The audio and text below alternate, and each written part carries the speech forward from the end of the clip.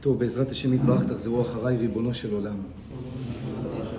חטאתי, אביתי, פשעתי, והריני מתחרט, חרטה גמורה, והריני מקבל עליי מצוות עשה של התשובה. כמו שכתוב בתורה, ושבת עד אדוני אלוהיך ושמעת בקולו. אני אגיד פסוק, בסוף תענו אמן. וינועם אדוני אלוהינו עלינו, מעשה ידינו כוננה עלינו, מעשה ידינו כוננהו, אמן. וינועם אדוני אלוהינו עלינו, מעשה ידינו כוננה עלינו, מעשה ידינו כוננהו, אמן. אנו ליהו ליעננו הכל לחי העולמים, אמן. בעזרת השם יתברך, אחים יקרים, אנחנו נמצאים בימים החשובים והאדירים שאין כמותם בכל ימות השנה. אלו ימי סליחות, הרחמים והסליחות, בעזרת השם יתברך, הימים שבין ראש השנה ליום הכיפורים, 10 ימי תשובה, אלו ימים הכי מסוגלים בעולם לעשות תשובה. כשאני אומר לעשות תשובה, הכוונה לבטל את המוות, לבטל את המחלות, לבטל את האסונות. זה הפירוש. מישהו אמר לי, הרב, אז אני לא חוזר בתשובה, אז מה הבעיה? מידת הדין על הראש של פלוני, לא עלינו, לא עליכם. כשאדם לא חוזר בתשובה, אז הוא כביכול לא מפרק את המחליות האלו, את הקונטיינרים של העוונות. זה הכל נשאר עליו מידת הדין, עד שזה פוגע באדם, והפגיעה באדם, שמידת הדין פוגעת באדם, זה גם חלק מהמשפט, וזה חלק גם מהביטול הדין, כי זה מצטבר ומצטבר ומצטבר, ומגיע למכסה מסוימת שמידת הדין פוגעת. לא עלינו, לא עליכם. דוגמה, ניתן דוגמה. אדם שלא עלינו, לא עליכם, רגיל בלשון הרע. כשאני אומר לשון הרע זה כולל נדרים, שבועות, רכילות, כללות, ניבול פה. כל זה בשני מילים לשון הרע. לשון שמדברת רע. וזה אחד הדברים הקשים בעולם. כתוב בתורה הקדושה, וייצר אדוני אלוהים את האדם, עפר מן האדמה. ויפח באפיו נשמת חיים. אונקולוס מפרש, ויהי לרוח ממללה. רוח מדברת. כל האדם קרוי על הדיבור שלו. כל הכוח שלנו בשמיים ובארץ זה הדיבור שלנו. כשאדם בא לצדיק והצדיק שם לו יד על הראש ואומר לו, יהי רצון שתזכו להתחתן עוד השנה, יהי רצון שתזכו לזרע של קיימה עוד השנה, יהי רצון שתזכו לפרנסה טובה. הכוח של הדיבור של הצדיק הוא גדול מאוד. למה? כי הוא שומר על כוח הדיבור שלו. לומד תורה, מרבה בתפילה. אז הכוח של הדיבור שלו זה טיל. זה קדוש. אין מי שיתפוס את זה, אין מי שיקטרג על זה. אבל אם אדם חס ושלום, לא עלינו, לא עליכם, רגיל בלשון הרע, בניבול פה, ברכילות, בכללות, בנדרים, כל הזמן בנדר, מה אתה נודר? מה אתה נודר, צדיק? אתה רוצה שיאמינו לך? תגיד את הדברים, מי שרוצה להאמין, שיאמין, מי שלא, שייתן גז, שיתקדם, נשמה. אתה תגיד את האמת, נשמה, אתה לא צריך להישבע, אתה לא צריך לנדור נדרים, לא בספר תורה ולא בבבא סאלי. שומע, אנשים נשבעים, אני צמרמורות בגוף, השם ישמור ויציל. זה העולם הזדעזע, אומרת הגמרא, תק פרסה על תק פרסה. כל העולם הזדעזע שהקדוש ברוך הוא אמר לא תישא שם אדוני לא לשווא, כי לא ינקה אדוני את אשר יישא את שמו לשווא. וכשאדם נשבע הוא עובר על איסור חמור מן התורה, הרבה איסורים לא עלינו לא עליכם. לכן צריך מאוד להיזהר, והזוהר הקדוש אומר, מוצא שפתיך תשמור, כי האלוקים בשמיים ואתה על הארץ, והעוף יוליך את הכל. המלאך לוקח את הדיבור, הוא בעל כנפיים יגד דבר, אומר הזוהר. כמו שמביא הגאון מווילנה, הוא בעל כנפיים יגד דבר, אומר הגאון מווילנה שאתה נמצא פה על הארץ והוא מקטרג בשמיים, בא המלאך ומקטרג. הוא תובע את מה שהוצאת מהפה. ולכן צריך מאוד להיזהר לשמור על הדיבור. וכשאדם רגיל בלשון הרע, אז חס ושלום הוא מושך עליו הרבה דינים. לכן אחד הדברים שהחריבו את בית המקדש זה לשון הרע, בר מינן. זה לשון הרע, כי היא שקולה כנגד גילוי עריות, שפיכות דמים עבודה זרה. כמו שאומרת הגמרא במסכת יומא, בדף ט', הגמרא אומרת למה חרבה ירושלים, אלא שהיה בה גילוי עריות, שפיכות דמים עבודה זרה. ולשון הרע, גמרא בערכין, כל הסוגיה, שם הגמרא אומרת, אמר רבי ישמעאל בן אלישע, שקולה לשון הרע. אם נשים עכשיו ככה על כף מאזניים, נשים פה לשון הרע, ופה נשים אשת איש, גילוי עריות, עבודה זרה ושפיכות דמים, רצח. נשים את זה ככה, שקולה לשון הרע כנגד 3 עבירות. גילוי עריות, עבודה זרה ושפיכות דמים. וזה פוגע מאוד בפרנסה של האדם. אנשים לא מבינים למה לא מצליחים. הוא מגיע עד לנהר והוא לא שותה. זאת אומרת, מצליח להגיע לעסקה, מצליח לבנות איזה משהו, מסתדר משהו, צריך לקבל את הכסף, בום, נופל. למה? זה פרנסה. מה זה פרנסה? זה רסן פה. פרנסה. זה הפרנסה. זה עגלה נסע, רחמנא ליצלן. למה? כי האדם מדבר לשון הרע, אדם רגיל בניבול פה, בקללות, זה קשה מאוד. קשה מאוד. שלא נדבר על מי שמקלל את ההורים, שלא נדבר על זה בכלל, אין לי מילים לתאר את זה, אי אפשר, אין. כתוב מקלל אביו ואמו מות יומת. מה צריך יותר מזה? מה צריך יותר מזה? מקלל אביו ואמו מות יומת. מות בעולם הזה, יומת לעולם הבא. רחמנא ליצלן. ואדם מקלל את אשתו, רחמנא ליצלן. מקלל את הילדים, השם ישמור ויציל. אחד הדברים הקשים בעולם, בר מינן. והגמרא אומרת לעולם, אל יפתח אדם פיו לשטן. ברגע שאדם מקלל את אשתו, מקלל את עצמו, אפילו את החיים שלו. אדם מקלל את עצמו. המלאך עונה אמן. וחס ושלום נתפס, וזה בא לאדם. ברית כרותה לשפתיים, אומרת הגמרא מועד קטן י"ח. שבו לכם פה עם החמור, ואני והנער נלך עד כה, ונשתחווה ונשובה עליכם. תראו מה אומר אברהם אבינו. שבו לכם פה עם החמור, אומר לישמעאל ואליעזר, אליעזר עבד אברהם. שבו לכם פה עם החמור, עם המשולים לחמור, זה אומות העולם, זה ישמעאל, כמו חמורים, כמו עגלים. שבו לכם פה עם החמור, העם המשול לחמור, ואני והנער נלכה, נשתחווה ונשובה עליכם. מי אמר לך ונשובה ונחזור? מי אמר לך שנלך ונחזור? אתה הולך לעקוד אותו. אז מה זה אני והנער נלכה ונשובה? אמר אברהם אבינו, אני אפתח פה לטובה. נלכה ונשובה. ברית כרותה לשפתיים, אמר רבי יוחנן. מה שאדם אומר, זה יקרה. זה יקרה. יש בזה כוח גדול מאוד. ואם הוא פותח פה לשטן, לא עלינו לא עליכם, יגר אדוני בך השטן וידום, אמן. אם הוא פותח פה לבעל דבר הזה, הוא מביא על עצמו גזרות קשות ורעות, לא עלינו לא עליכם. עכשיו, אם אדם לא עושה תשובה, לא עושה תשובה, זה עניין של לשון הרע. דוגמה ראיות אסורות. כל מי שעוברת ברחוב הוא מסתכל עליה. איך היא נראית, איך זה, כל המסתכל. פוגם בעיניים. פוגם בעיניים זה קשה מאוד, קשה. אנשים לא מבינים מה זה. באותו רגע אתה רואה סטייק חזיר, ועוד סטייק חזיר, ועוד סטייק חזיר. זה איסור מן התורה חמור. ואני אומר לכם, הלוואי וזה היה סטייק חזיר. כי בעיניים, הפגם בעיניים, זה פוגם בכל הנפש של האדם. בכל הנפש של האדם. יותר, מבחינה מסוימת, יותר ממאכלות אסורות. כי העיניים זה התכלית לחיי העולם הבא. צדיקים יושבים מטרתיהם בראשיהם ונהנים מזיו השכינה. אמרתי הרבה פעמים, ישבת בסוכה, תקבל את השכר בעיניים, אחי היקר. עשית לולה, הנחת תפילין, התעטפת בציצית, עשית צדקה, תקבל את השכר בעיניים. ואם אדם יהיה עיוור לעולם הבא, זה יהיה צער גדול. ויש נשמות שבאים בחלומות ומבקשים תיקונים. אני עשיתי הרבה תיקונים כאלו לאנשים מתים, לא עלינו, לא עליכם. שהם היו עיוורים בעולמות העליונים. היו טובים, נראים טוב, הכל טוב, כי הוא עשה הרבה מצוות, הוא עשה הרבה דברים טובים, אבל לא שמר על העיניים.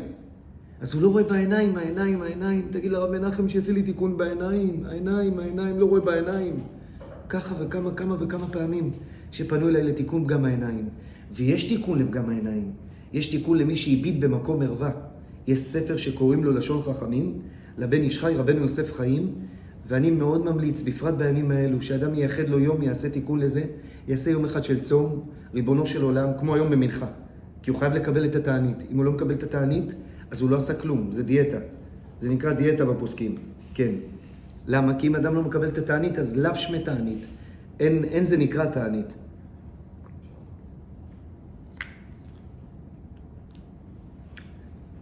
ולכן צריך להגיד ריבונו של עולם במנחה לפני השקיעה, שעה וחצי, שעתיים לפני. במנחה קטנה זה טוב, שהזמן עוד קטן. למה זה נקרא מנחה קטנה? כי לא נשאר עוד הרבה זמן למנחה. כשמנחה גדולה, אז זה מחצות יום. אז זה זמן עוד גדול, זה מנחה גדולה. אתם תראו את זה בלוחות, לוח שנה. במנחה קטנה זה לכתחילה שם צריך לעשות את זה, ולכתחילה שם מתפללים. בעזרת השם יתברך. אז שם אדם אומר, ריבונו של עולם, חטאתי, אביתי, פשעתי. פגמתי וקלקלתי בעיניים. וראיתי ראיות אסורות. הסתכלתי במקום שאסור להסתכל. והרי אני מתחרט חרטה גמורה, ריבונו של עולם. והרי אני מקבל עליי מצוות עשה של התשובה. כמו שכתוב בתורה, ושבת עד אדוני אלוהיך ושמעת בקולו. והרי אני מקבל עליי לצום למחר מעלות השחר לצאת הכוכבים, לכפר ולתקן את כל מה שפגמתי וקלקלתי בעיניים, כל מה שנכנסתי לטיק טוק, כל מה שנכנסתי לאינסטגרם, כל הראיות האסורות האלו, שאיבדתי בנשים נשואות, רחמנא ליצלן שלא היו צנועות בכלל, והצטלמו בכל מיני וכולי, ואיבדתי ועברתי על מה שכתוב בתורה, לא תטורו אחרי לבבכם ואחרי עיניכם. וזה אחד הדברים שמעכב מאוד את הפרנסה של האדם. דיברנו על העניין של הפרנסה בעניין של לשון הרע, זה רסן פה, זה פרנסה, זה אותיות פרנסה. העניין של העיניים, שאדם מביט במקום מרווה, זה גם פוגע מאוד בפרנסה של האדם. מאיפה לומדים את זה? זוכר את זה איתי אולי? כתבתי חיבור על העיניים, שמירת העיניים. עשיתי איזה קונטרס ככה חזק. יפה מאוד, רבי יצחק, ירדן יצחק יקר. עיני כל אליך יסברו, ואתה נותן להם את אוכלם בעיתו. עיני כל אליך יסברו, העיניים אליך אבא. תמיד העיניים אליך י' כו' כלאור למצוות, לא לדבר ערווה. ואתה נותן להם את אוכלם בעיתו. אבל אם עיני כל אליה יסברו, ואתה נותן להם את אוכלם בעיתו. מתחילים פמפרים בפרנסה, לא מסתדרים, שוק אפור, אבל איפה אתה היה ככה וככה? מה עם הכסף? שומע אח שלו, מחפשים אותו, נהיה בלגן, חייב חובות, עניינים, שלא יחזור לו, מתחנן לאנשים, תעזור לי. מגיע להשפלה, למה? כי הוא פוגם בעיניים, פוגם בנשמה. עיניים זה נשמה, לא תטורו אחרי לבבכם ואחרי עיניכם. זה לא גוזמה, זה לא דברי אגדה, זה בשר של תורה. זה בשר של תורה. לכן אני אומר לכולם, כל התלמידים, כל מי שמתחזק דרכי, קודם כל דבר ראשון, כמה שיותר מהר, עד אחרי כיפור, לא יודע מה יהיה אחר כך. עד אחרי יום כיפור, למחוק את הטיקטוק, את האינסטגרם, לא להיכנס בזה. לא להיכנס. כי מי שיגיע ליום כיפור עם טיקטוק, יתקתקו אותו, אין טענות, נשמע. אתה לא יכול לשבת על הטיקטוק לראות את כל השם ישמור את כל הפריצות האלו. ולעבור את יום הדין, זה קשה מאוד. לכן אדם צריך לקבל על עצמו קבלה גמורה, ריבונו של עולם, אני מקבל עליי להשתדל, תעזור לי אבא, זה קשה. שמירת העיניים זה קשה. שמירת העיניים זה מלחמה תדירית. תמיד, אם זה בטלפון, אם זה ברחוב, אם זה בבנק, אם זה בדואר, אם זה... כל מקום. אין, זה לא פוסח על כלום. כל מקום זה נמצא. ולכן צריך מאוד להיזהר, שלא נדבר על חופי ים ובריכות וכל מיני וכולי, אני לא מדבר על זה בכלל. מי שהולך לשם, שם יעזור, צריך הרבה תפילות עליו, אפשר להגיד עליו קדיש מעכשיו. גדל, מתקדש, שמרבה, הוא רחום מכפר עוון, שבת להסתכל, לראות את כל מה שעובר על החוף שם, ונשואות ולא נשואות. היום ונורא, זה קשה. ואז אנשים שואלים למה, אבל תבינו, זה לא פנאטי. זה עיקר הדין, זה דין תורה, זה הלכה בשולחן ערוך. אני לא מדבר עכשיו על כל מיני זקן ופאות וכו'. לא, אני מדבר עכשיו דברים בשר של תורה. זה ציוויים שבורא עולם ציווה עליהם. וחס ושלום שהאדם לא יהיה עיוור בעולמות העליונים, כי לעתיד לבוא כל השכר הוא בעיניים. וצדיקים יושבים מטרתיהם בראשיהם ונהנים מזיו השכינה, אומר הזוהר, אומרת הגמרא. לכן צריך מאוד להיזהר בשמירת העיניים. אי אפשר לתאר ולשער מה הכוח שלך שאתה עוצם את העיניים. אל נורא עלילה, אמצי לנו מחילה בשעת הנעילה. אומר הזוהר הקדוש, אין את רצון יותר גדולה בעולם, אין את רצון, תיקחו את כל השנה, תהפכו אותה, תעשו מה שאתם רוצים. לא תמצא את רצון כמו הנעילה, כמו החצי שעה האחרונה של יום הכיפורים, אחרי הצום, אחרי הוידויים, אחרי התפילות, אחרי שאדם נהיה קדוש, ותפילות, ועבד השם, והמלאכת השם, וי' ג' מידות רחמים.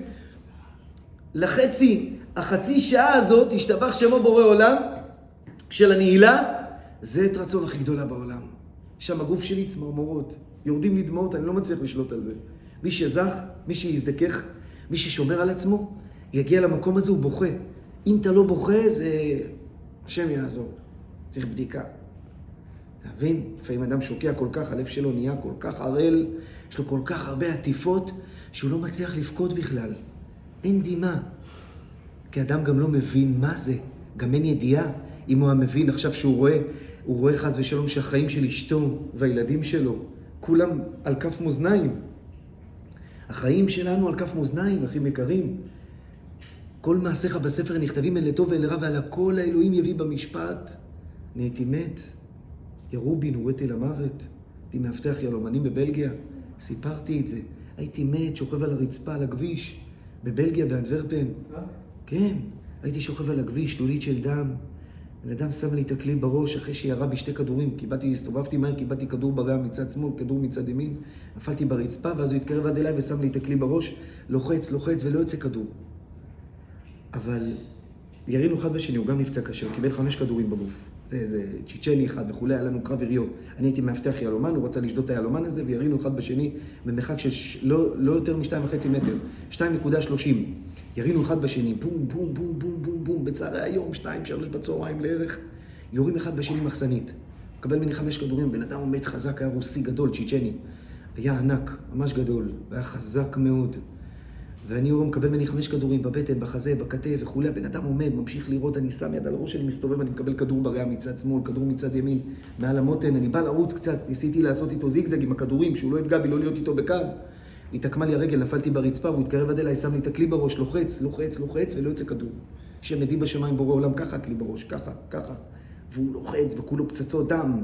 הוא עצר, איך אומר הרמח"ל הקדוש, רבי משה חיים לוצאטו, זכר צדיק וקדוש לברכה.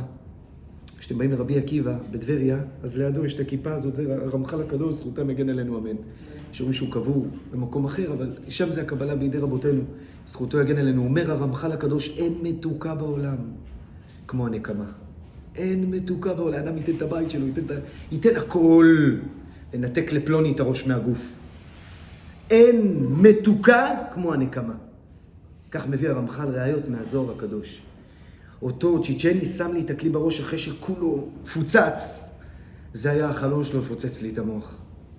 הוא שם לי את הכלי בראש ולוחץ ולא יוצא כדור. הייתי שומר על הברית, ואני מגלה לכם סוד. זה פעמיים קרה לי, גם בארץ. הייתי מוציא יהודיות מכפרים וכולי. אני הייתי בלגניסט מאוד מאוד. אתם לא בהשגה שאתם מבינים בכלל. לא מבינים. אני קצת ככה מה שאני אומר לכם, אבל סתם שתבינו קצת רקע. אבל טוב, זה הלך טוב. זה הלך על הערבים, ברוך השם. לא על יהודים ולא זה, ברוך השם. עשיתי להם הרבה תיקונים, מטענים, יריות, היה לי תיקים של רצח, היה לי ניסיונות לרצח, היה לי הרבה תיקים, השם ישמור ויציל. אבל לדברים טובים, זה מצווה. הייתי מוציא יהודיות מכפרים, נכנס עם ברזלים, ראול 2 כלים בידיים, ושם לערבים כלים בראש. איפה היא? ואם הוא לא נותן, אני מפוצץ לו את המוח, אני יורה לו בראש. כמו שאני אומר לכם, יורה לו בראש, לא אכפת לי מעשה העולם, לא אכפת לי למות לו כלום, שום דבר. רק להוציא בת ישראל. אני יודע שיש להם בכפר ילדה, בתוך איזה בית, הורידו אותה לאיזה דירת מסתור, אונסים אותה, מתעללים בה. אני יכול לרצוח 10 אנשים בתוך הבית הזה עד שאני אגיע אליה. ומה שצריך אני עושה, כשאני שם לו את הכלי בראש ואני דופק לו כדור בחזה מאפס, ואז אני מעביר את הכלי לראש, אז הוא מבין שאני רציני, אני פוצץ לו את המוח אם הוא לא יגיד. ואז הוא אומר לי איפה היא נמצאת, ואני יורד למרתף, ואני רואה בחורה קשורה ככה עם קולה, כמו אמסטף, כמו פיטבול. ראיתם את הכלבים איך הם קשורים ככה, והיא מפוצצת, והרובות העיניים ככה, הכל מפוצץ, והיא בוכה, והיא אפילו לא יכולה לדבר בטראומה של החיים. אנסו אותה, התעללו באחים, ערבים, יימח שמם, השם ישרוף אותם, אמן. אי אפשר לתאר ולשער מה הם עושים לבנות. בהתחלה זה מתוק. נשים עם מייס 500, כסף, זה, פה, שם. ממי, כפרה, תקשרי אליי, נדאג לך, בתים שבורים, אין לך חום, אין לה אהבה, היא נופלת למקום הזה. בהתחלה זה מתוק, קונים לה איזה טבעת יהלום, איזה שעון רולקס קטן, זה השתבח הבורא, ואחר כך מתעללים בה, לוקחים לה את הכל ואונסים אותה ומרביצים לה, והשם ישמור ויציל איזה מצבים. הוצאנו למעלה מ-90 בנות. 90 בנות, הייתי אור עולם, כאילו זה אחותי שם, להבדיל. ככה הייתי נכנס לכפר וככה הייתי עושה את העבודה.